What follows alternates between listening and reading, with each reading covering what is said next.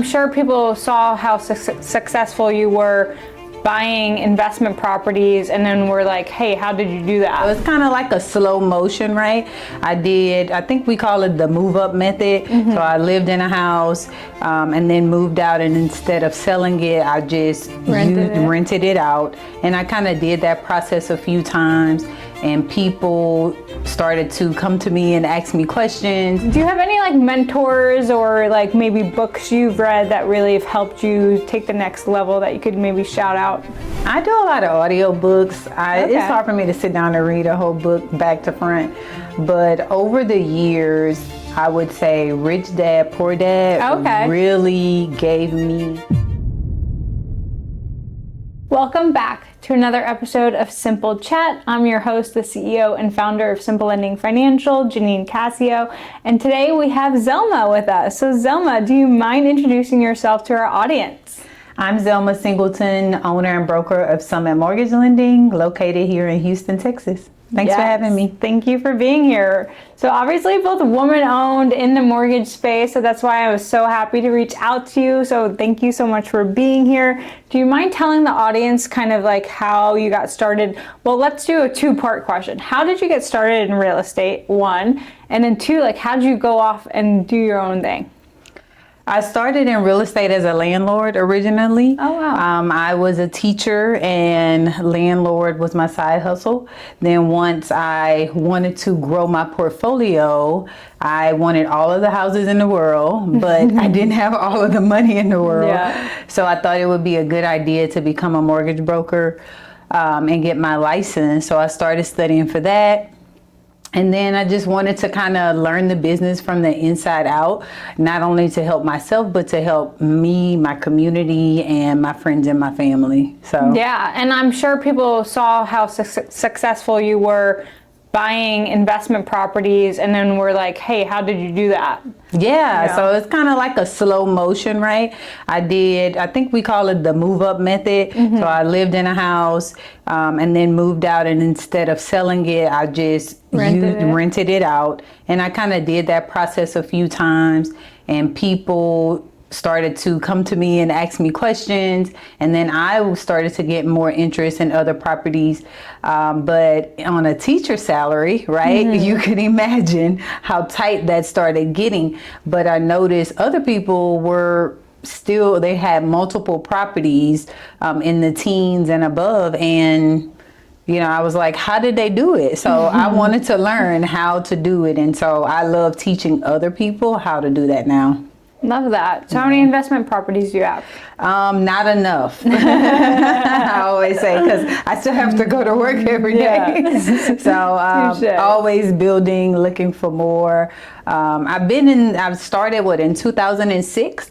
Oh, wow. So I've been doing this for a very long time, but again, on a more of a smaller scale. But I still have those properties in the state of Louisiana. And I have a few here as well. Okay, cool. So if you were able to talk to Zelma from 10 years ago, what would be a piece of advice you'd give her?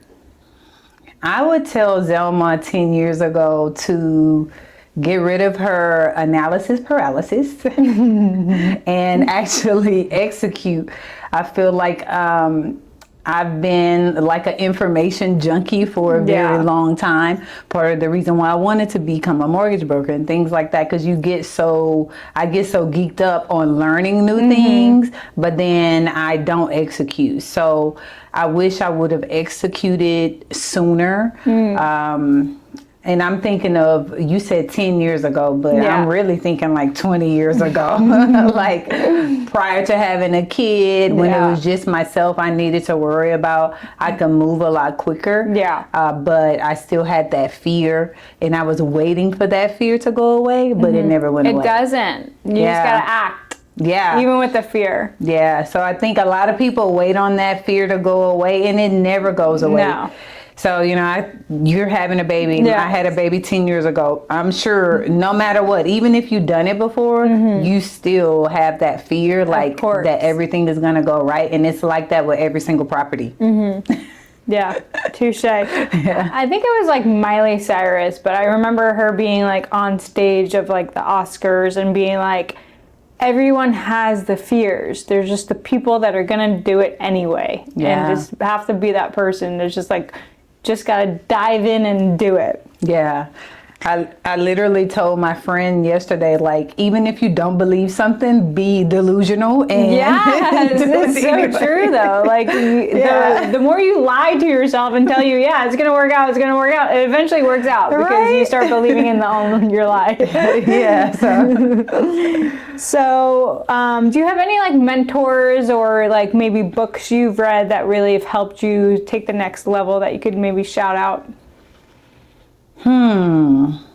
So I do a lot of audiobooks. It's hard for me to sit down and read a whole book back to front. But over the years, I would say Rich Dad, Poor Dad really gave me the mindset. Yeah, the mindset and the courage to get rid of my analysis paralysis and actually do something. Because in my culture and my family, we were kind of raised to be more on the safe side versus taking the risk. But in his book, he talks a lot about... Like, debt is good debt. Like, you know? Yeah, he talks a lot about, like, okay, which one do you want to be? This guy who took all of the safe paths, but, he's the poor dad. And the guy who took all of the risk, calculated risk, and ends up being the rich dad. So I think that book really stood out to me a lot. And till this day, I still refer back to it for little tidbits. So once I listened to the audiobook, then I got the hardback book so I can like go back and highlight and read and all of that stuff. Yeah, I think everyone in real estate like leans on that book. Like we really do, because like it is a mindset shift, because it's like the more properties you have, you're actually acquiring more debt. Like, so it's about getting comfortable with that. And then that's how, you could really expand and grow your portfolio, which is like people like us are helping investors do, is getting comfortable with taking more debt on the properties and acquiring more. So what is one success tip that you kind of lean on? I would say just going back to that mindset and also making do with what you have. I think we always look for like these perfect scenarios, or when this happens, I'm going to do this. When this happened, I'm going to do that. But then you look back up and 10, 20 years has passed by and you haven't done anything. So having the mindset that, okay, this is what I have today. This is what I can use to take action, and take action as soon as possible versus waiting for a perfect scenario. Yeah, and that's a good point of real estate, because so many people are like, when the rate drops, I'll come back, or when this happens, like, what are you waiting for? Golden plate with your name on it? Because it's not coming, sweetie. So it's like, today is the day, like, and it's not going to look better tomorrow. It's like shoulda, coulda, woulda. Like, how many people tell us, I know you get this all the time, I should have bought back in such and such. I should have bought back in. Well, we tried to tell you, and you did not listen. So you're probably not going to listen today either. So it's in your mind and your mindset that's holding most people back. Yeah, for sure. So what would you say is kind of maybe an obstacle, maybe either yourself or your clients overcome, like that you see, and you're always like, just something of value that you could give to anyone? I think that most transactions are like a little puzzle piece. They kind of like go together. So what I probably see as the biggest issue is just taking the time and the patience to sort it out and decide what goes where. And sometimes you might just need another person like you and I to just bounce that idea off of, that has more experience, that has seen multiple transactions, that has seen success stories. Yeah. Because a lot of times you just need somebody to tell you, oh, I seen such and such do that and it worked. So go ahead and give it a try. Now it may or may not work for you, but if we have that proof that it was successful in another instance, usually that makes someone feel a little bit more comfortable to move forward. And be okay making mistakes and failing, because then you just live, you learn, and you do better next time. But it's hard to tell people that with financial decisions. I know. They're like, look, I don't have it to risk. I know. Exactly. It's scary. So tell us a little bit more about your company. Do you mostly focus on DSCR? Are you nationwide? Or are you mostly focused here in Houston? Yeah, so we are licensed in the state of Texas and in the state of Louisiana, because that's where my sphere of influence is. I typically deal with people in Texas and Louisiana. Nice. But we have done DSCR loans in other states like Georgia and Maryland, and others, even expanding that far. I particularly like to focus on working with investors because it's just kind of like, that's my people, right? I'm like, oh, I like to work with those people. Sometimes I feel like first-time home buyers, I have to do a lot of convincing that like the value in real estate. Where with an investor, I don't necessarily have to convince them. They already see the value. They're already ready. Yeah, they're like, ready. how quick can you close? Yes, and they want that cash flow. They want all of that equity. They want that appreciation. All of those things that come with real estate.